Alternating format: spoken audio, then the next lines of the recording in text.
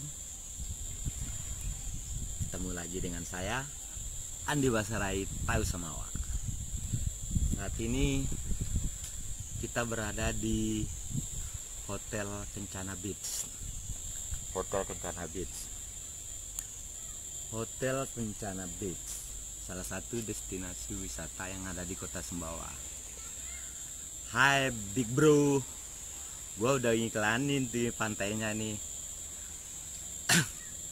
Oke, alhamdulillah kondisi saat ini sudah mulai berangsur-angsur pulih, normal atau dikatakan pulih kembali atau normal kembali, dan mudah-mudahan seterusnya seperti itu.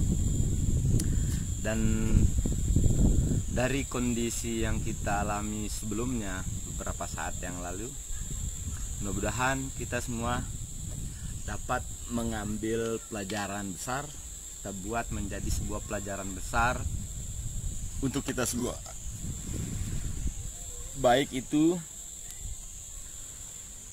buat kita sebagai rakyat atau masyarakat maupun pemerintah, karena tolol sekali kalau kita tidak mau mengambil pelajaran dari kondisi yang kita alami sebelumnya.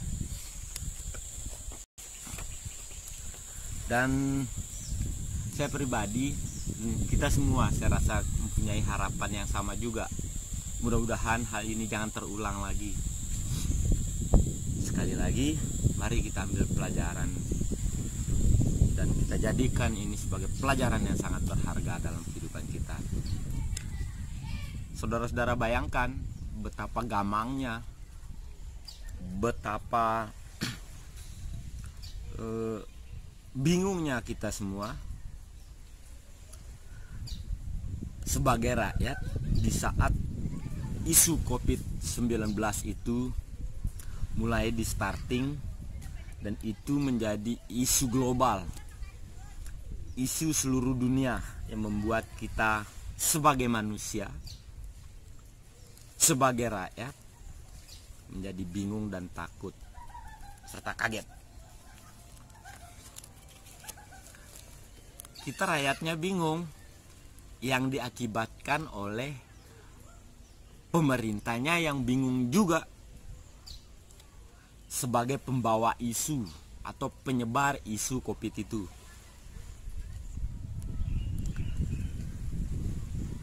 Pemerintah mensonding kepada masyarakat, kepada rakyat,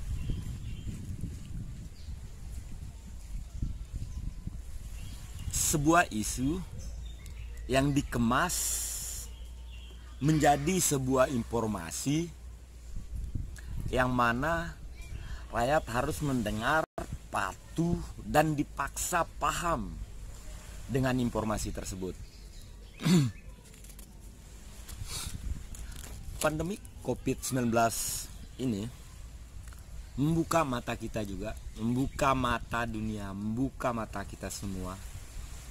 Isu COVID-19 memperlihatkan sebuah fakta betapa tidak siapnya kita semua dalam menghadapi sebuah keadaan atau kondisi darurat, atau bisa dikatakan sebuah bencana, termasuk ketidaksiapan dan ketidakmampuan pemerintah dalam mengelola sebuah isu global. Dalam mengelola sebuah isu global, pemerintah harusnya paham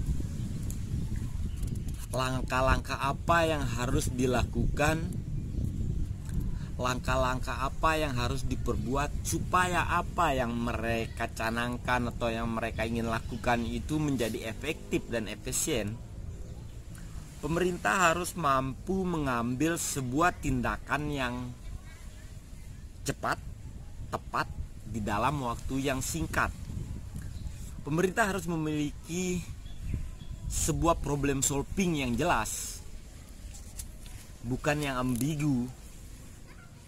Dan untuk bisa melakukan hal itu, atau untuk bisa mengambil sebuah keputusan di dalam keputusan yang cepat, dalam waktu cepat, tepat, dalam waktu yang singkat itu, tentu harus orang-orang yang berada di dalam pemerintahan itu baik itu legislatif maupun eksekutif, memiliki sumber daya manusia yang mumpuni, memiliki sumber daya manusia yang cerdas, tanggap dalam menghadapi sebuah kondisi,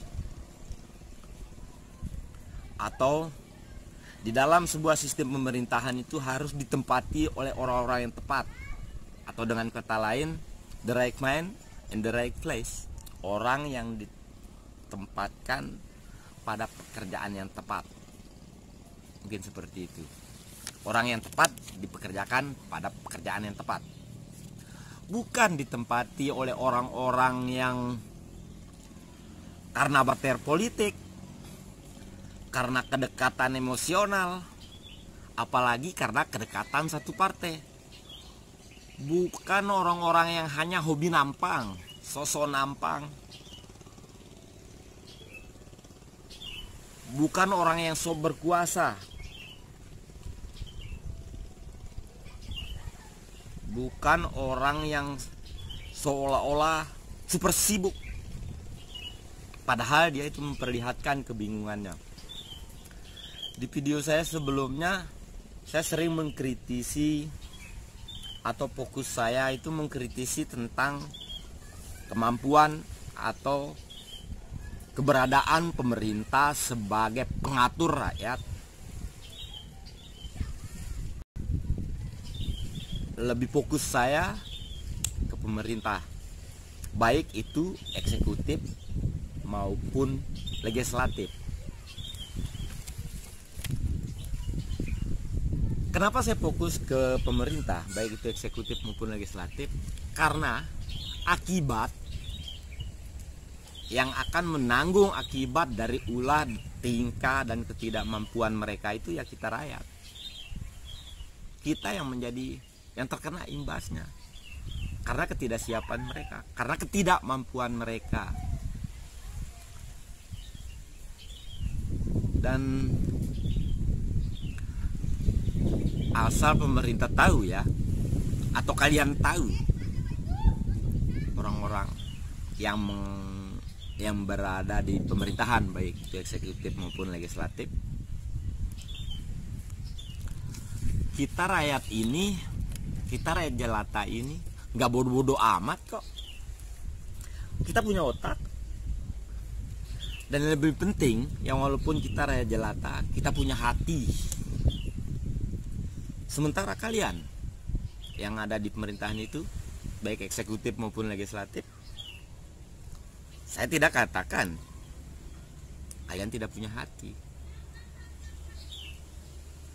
Kalian nilai diri sendirilah. Tanyakan kepada diri kalian. Saya yakin kalian juga manusia, yang mana sama juga dengan kita rakyat jelata ini.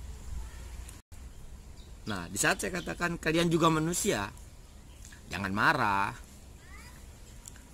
jangan ngambek kalau di saat manusia lainnya menegur kalian di saat langkah atau apa yang kalian lakukan itu salah. Apalagi langkah itu menyangkut atau terkait dengan kebijakan yang akan mempengaruhi kehidupan orang banyak. Akibat dari ulah personal itu akan mengakibatkan dampak kepada lebih banyak orang. Itu yang salah. Mending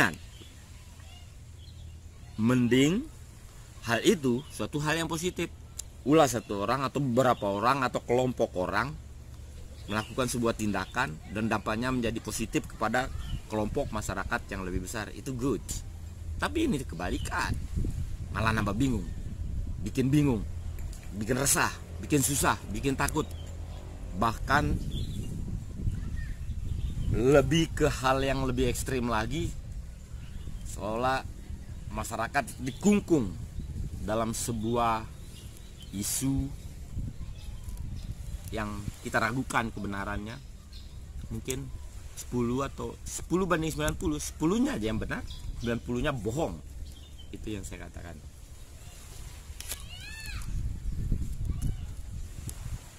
Masyarakat bingung dengan kebijakan-kebijakan yang dikeluarkan, kebijakan-kebijakan yang kontradiktif, yang bertentangan antara satu sama lainnya yang dikeluarkan oleh ya decision makernya, pengambil kebijakan. Jadi sekali lagi saya tekankan kepada pemerintah, baik eksekutif maupun legislatif, kita saling mengisi lah. Pemerintah tidak akan ada tanpa adanya rakyat. Kita tidak dikatakan rakyat kalau tidak ada pemerintah. Memang harus saling sinergi.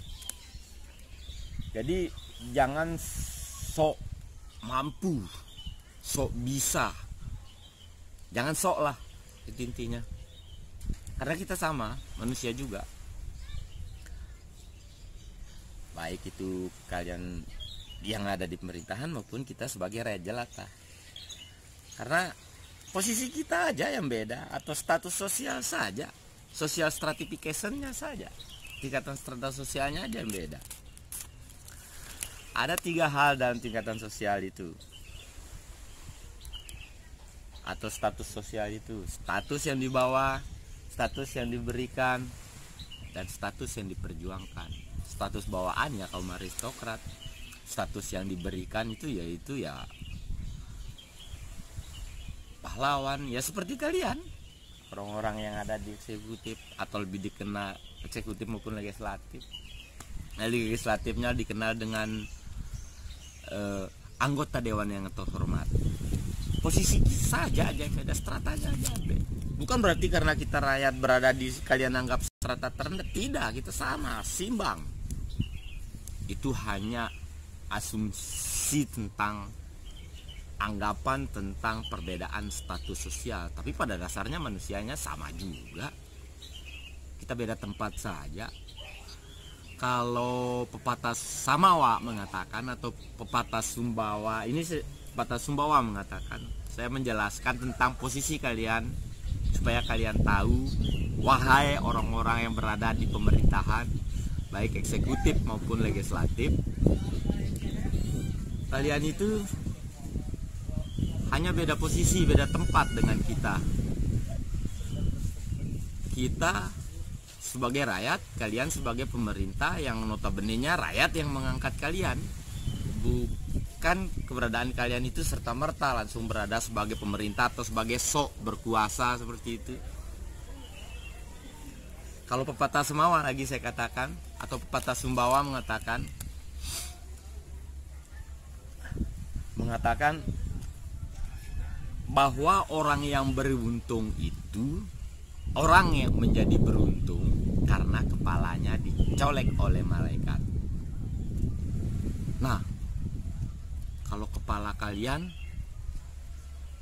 kira-kira diapain ya oleh malaikat? Kalau menurut asumsi saya pribadi, kepala kalian itu dikerimbat, dikeramas, wahai orang-orang yang ada di pemerintahan maupun eksekutif maupun legislatif.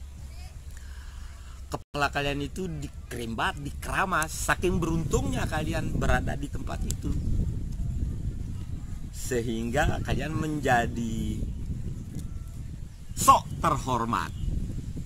Mungkin dikerimbat, dikeramas, sehingga kalian saat ini ya, merasa diri sangat beruntung. Tapi ingat, sekali lagi, kita sama sebagai manusia. Untuk itu, dari semua yang pernah saya sampaikan, mari kita ambil, sekali lagi, mari kita ambil kondisi ini menjadi sebuah pelajaran besar yang sangat berharga bagi kita semua, sehingga ini menjadi referensi kita untuk melangkah ke depan, menjadi lebih maju, mewujudkan republik tercinta ini menjadi strong, menjadi kuat, menjadi dihargai dengan orang-orang yang berada di dalam pemerintahan yang mempunyai sumber daya manusia yang tangguh, kuat, mumpuni, sehingga mampu bersaing dengan negara-negara lain. Demikian untuk sesi kali ini. Jangan lupa subscribe, like, dan komentarnya. Begitu, saya Andi Pesarai, Tahu Samawa, mengatakan sekali lagi, kejahatan kemanusiaan yang paling besar, yang paling sadis di saat orang-orang pandai itu, orang-orang pintar itu pandai berbohong dengan ilmunya. Demikian, assalamualaikum warahmatullahi wabarakatuh.